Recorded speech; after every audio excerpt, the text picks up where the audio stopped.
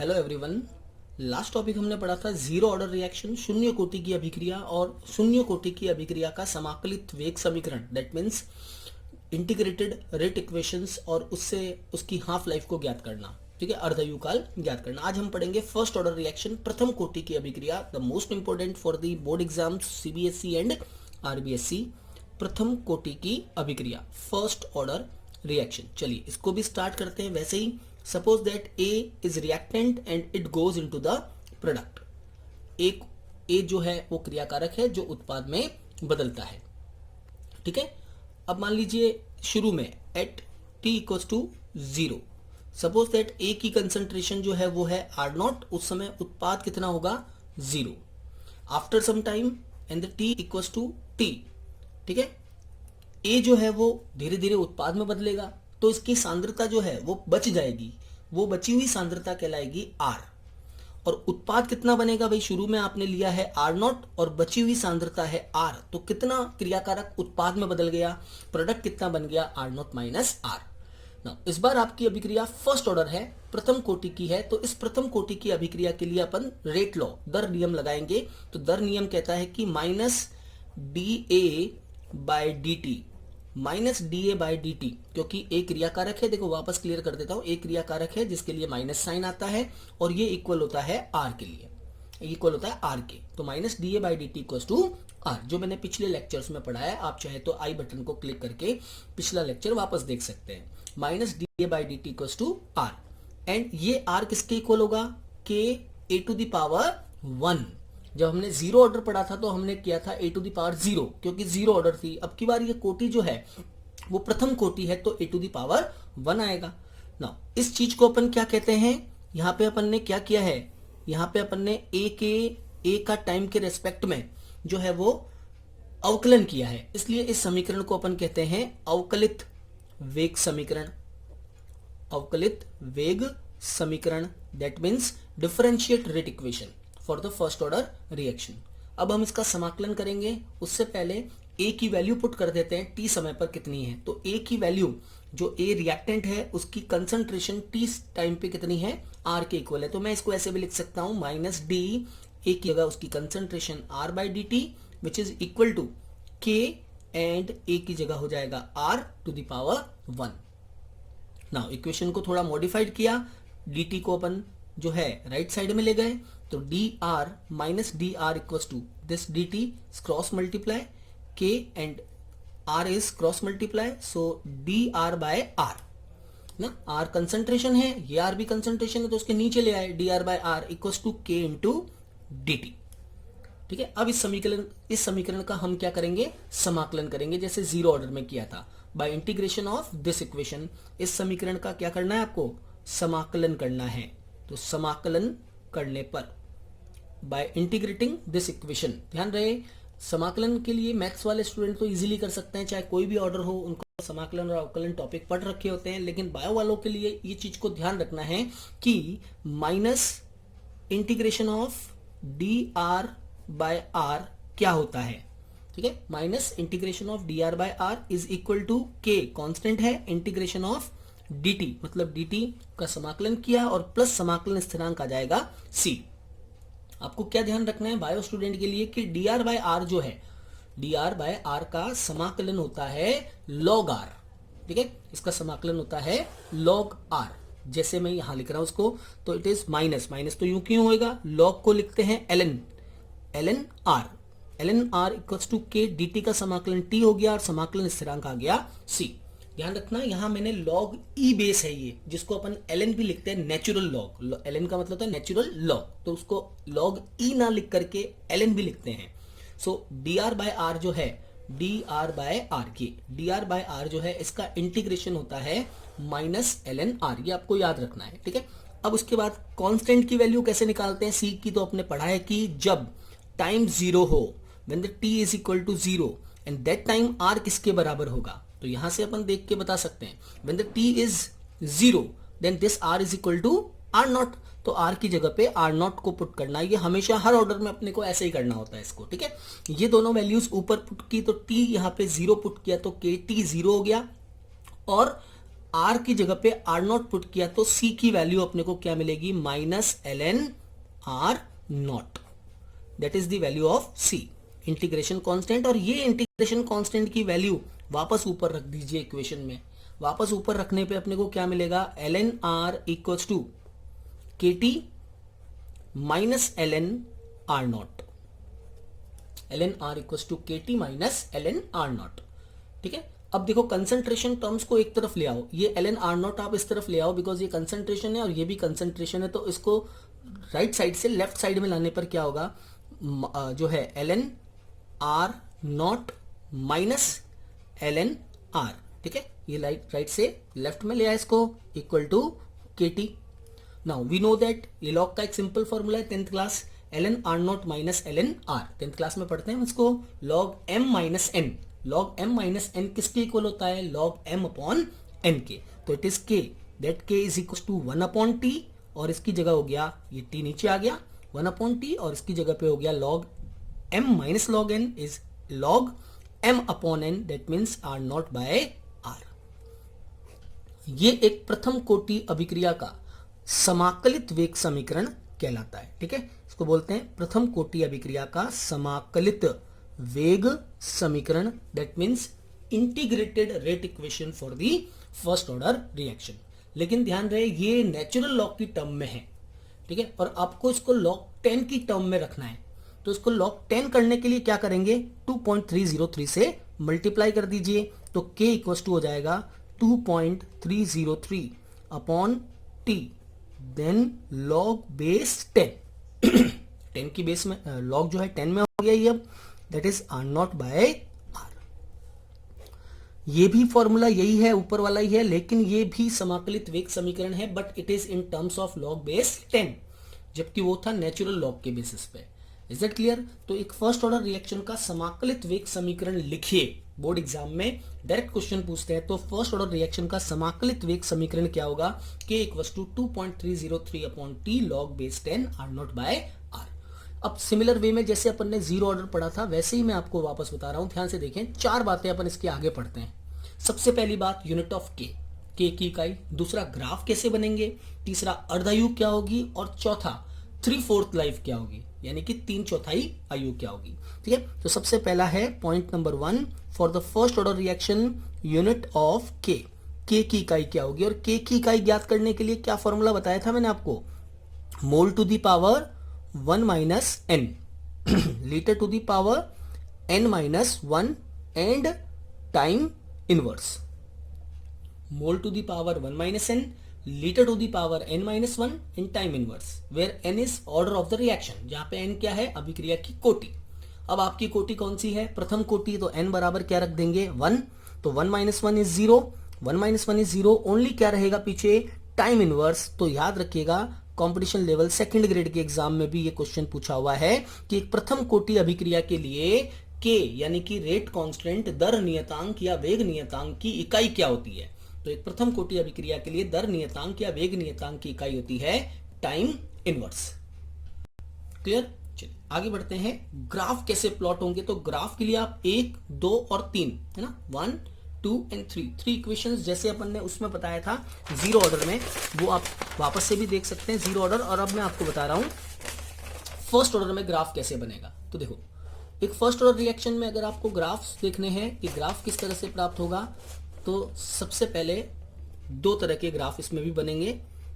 Graph representation, सबसे पहला graph जो पहली इक्वेशन है वहां से अपन बना सकते हैं, वो क्या है, that is ln r not upon r और t के बीच में ग्राफ। आप देख सकते हैं पीछे मैंने जो फॉर्मूला लिखा था उस फॉर्मूले में क्या था, ln r not upon r t के डायरेक्टली प्रोपोर्शनल है ना। अगर t को इधर ले आए ऐसे, that is kt equal to क्या हो जाएगा, ln r not upon r, ये इक्वेशन आएगी है ना। तो kt equals to ln r not upon r, यानी कि ln r not upon r directly proportional to k, directly proportional to t के समानुपाती है। तो अगर आप ग्राफ प्लॉट करेंगे तो ग्राफ कैसा प्राप्त होगा, स्ट्रेट लाइन, पॉजिटिव स्लोप, इस वक्र की जो ढाल है वो ढाल पॉजिटिव होगी, जो किसके बराबर होगी, k के बराबर होगी। क्लियर?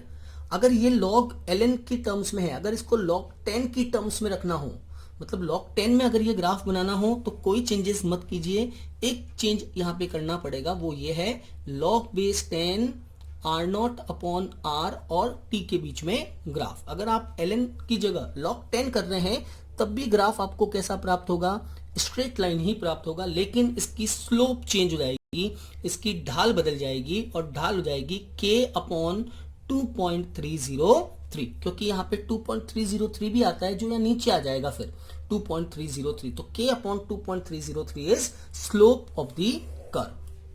क्लियर। एक अपन ने इक्वेशन अभी थोड़ी देर पहले देखी थी, वो थी -ln r equals to kt -ln r not. अगर इस इक्वेशन में साइन चेंज कर दे तो हो जाएगा ln r equals to -kt plus ln r not. Clear. ये एक स्ट्रेट लाइन इक्वेशन है, सरल रेखा समीकरण है। अगर आप इसे ध्यान से देखें तो ये आपको एक सरल रेखा समीकरण दिखेगी। Straight line equation y equal to mx plus c, तो ये हो गया y, ये हो गया mx और ये हो गया c। तो y equal to mx plus c but the m is slope in negative. इसकी जो ढाल है वो ऋणात्मक है, दैट जो स्लोप होगी वो किसके बराबर होगी, -k। तो वक्र की ढाल ऋणात्मक होगी, यानी कि अगर अपन ग्राफ प्लॉट करते हैं ln r और t के बीच में, तो ln r और t के बीच में ग्राफ प्लॉट करने पे एक सरल रेखा प्राप्त होगी जिसकी ढाल जो है वो -k के बराबर होगी और अंतखंड जो है वो ln r not, intercept is ln r not. कैसे, जैसे क्वेश्चन का जो मैं ग्राफ बनाऊं तो ये ग्राफ कुछ ऐसे बनेगा, ये हो गया ln r और ये हो गया t के बीच में ग्राफ।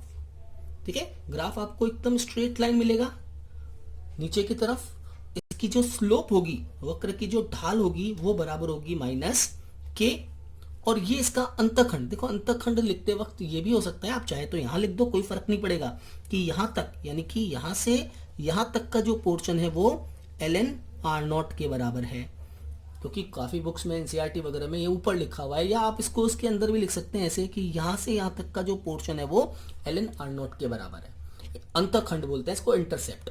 ध्यान दीजिए, अगर यही ग्राफ है ना, ये ग्राफ बहुत इंपॉर्टेंट है कंपटीशन एग्जाम्स में, है ना, एसीएफ वगैरह सेकंड ग्रेड में इस तरह के ग्राफ पे बहुत क्वेश्चन पूछते हैं। जैसे मान लीजिए इसी में दे दिया कि अगर ये ग्राफ log 10 में कन्वर्ट कर दे तो क्या होगा, तो कुछ भी ज्यादा चेंजेस नहीं आएंगे। अगर यही ग्राफ log बेस 10 और r नॉट के बीच में है, ठीक है, log ln की जगह log बेस 10 है, तब भी ग्राफ की जो ढाल होगी वो नेगेटिव होगी, ग्राफ जो है वो स्ट्रेट लाइन नीचे की तरफ होगा जिसकी स्लोप चेंज हो जाएगी थोड़ी सी, और वो क्या होगी, -k तो है ही, उसके अंदर जब अगर अपन इसको log 10 करेंगे तो 2.303 भी आएगा, दैट मीन्स अपॉन 2.303। तो जब log 10 में ग्राफ प्लॉट करना है तो साथ में 2.303 लेना है अपॉन में, और अगर log 10 की जगह ln में अगर अपन ग्राफ प्लॉट कर रहे हैं तो फिर 2.303 नहीं आएगा। अब इसका अंतखंड ये भी ln की जगह हो जाएगा log base 10 r not. Clear. तो ये ln log base 10 r not यहां पे भी लिख सकते हैं, अंदर भी लिख सकते हैं, लिखने का फर्क है, बाकी दोनों सेम है। क्लियर। तो ये था graphical representation for the first order reaction. Now तीसरा पॉइंट क्या है अपने पास फर्स्ट ऑर्डर रिएक्शन के लिए, हाफ लाइफ, अर्ध आयु काल। एक प्रथम कोटि अभिक्रिया की अर्ध आयु यानी कि T0.5, कॉन्सेंट्रेट करना भैया, ध्यान से देखना।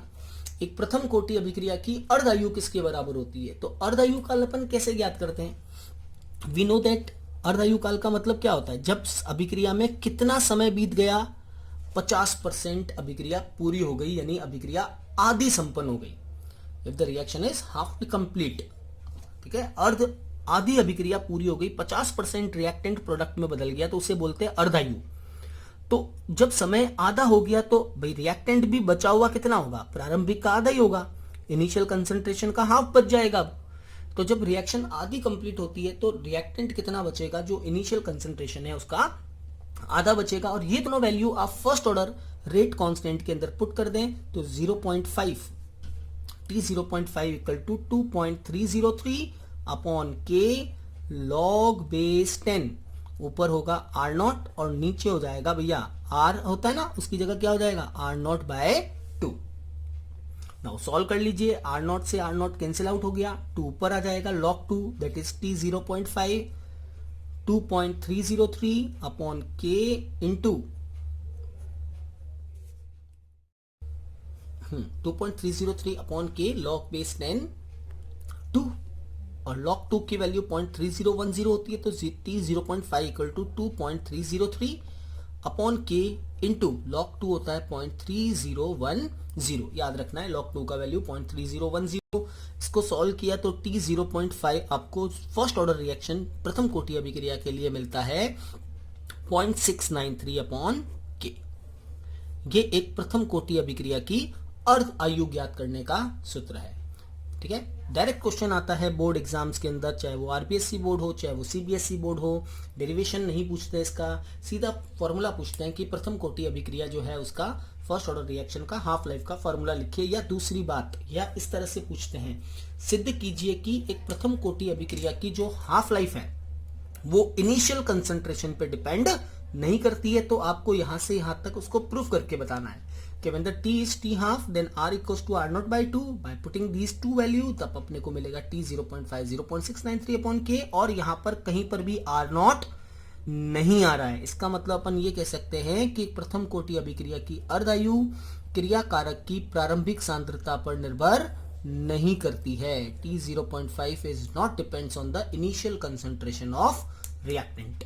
तो अगर ग्राफ प्लॉट किया जाएगा r naught और जो है आर नॉट और t 0.5 के बीच में, तो चाहे आप आर नॉट कितना ही बढ़ा दें, ग्राफ कैसा प्राप्त होगा, स्ट्रेट लाइन है ना, उसकी अर्धायु फिक्स होती है। चाहे आप आर नॉट को कितना ही बढ़ा दें, एक प्रथम कोटि अभिक्रिया, अगर कोई अभिक्रिया फर्स्ट ऑर्डर रिएक्शन है, तो चाहे आप शुरू में 1 मोल से स्टार्ट करो चाहे शुरू में 10 मोल से स्टार्ट करो, उसकी हाफ लाइफ फिक्स होती है, वो चेंज नहीं होती है इनिशियल कंसंट्रेशन प्रारंभिक सांद्रता के साथ।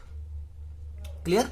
तो ये फॉर्मूला आपको याद रखना है, t 0.5 equals to 0.693 upon k। आगे अपन न्यूमेरिकल्स भी खूब सारे डिस्कस करेंगे क्योंकि फर्स्ट ऑर्डर बहुत इंपॉर्टेंट है कंपटीशन एग्जाम के लिए भी।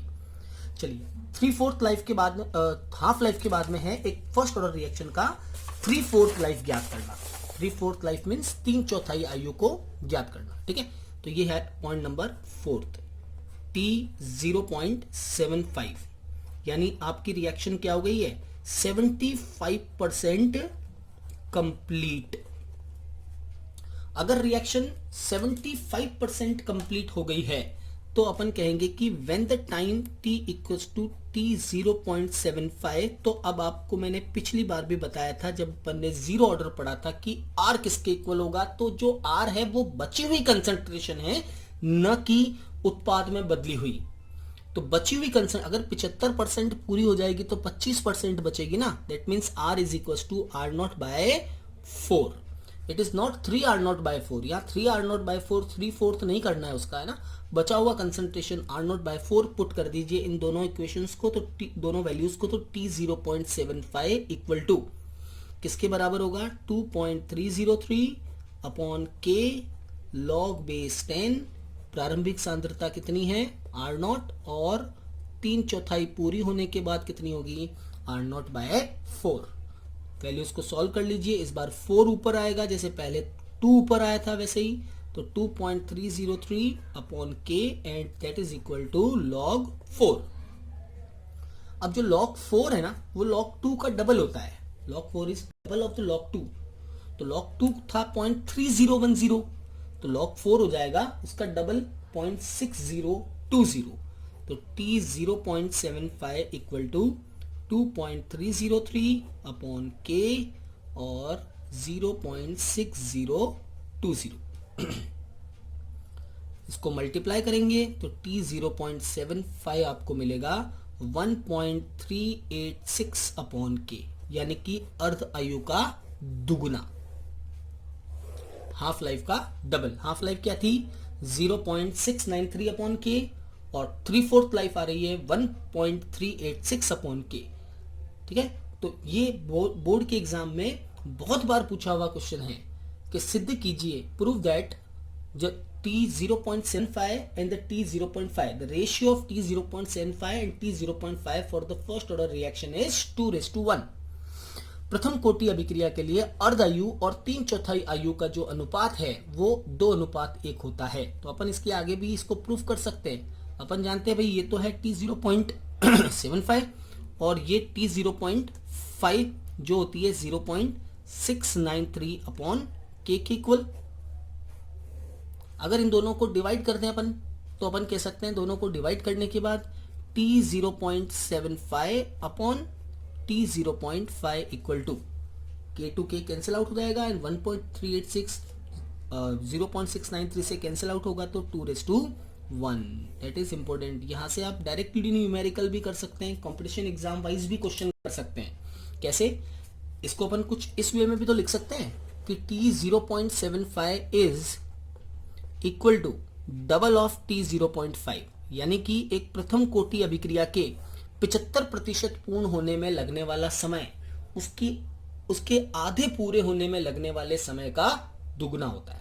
For a first order reaction the 3/4 life is equal to the double of the half life of first order reaction.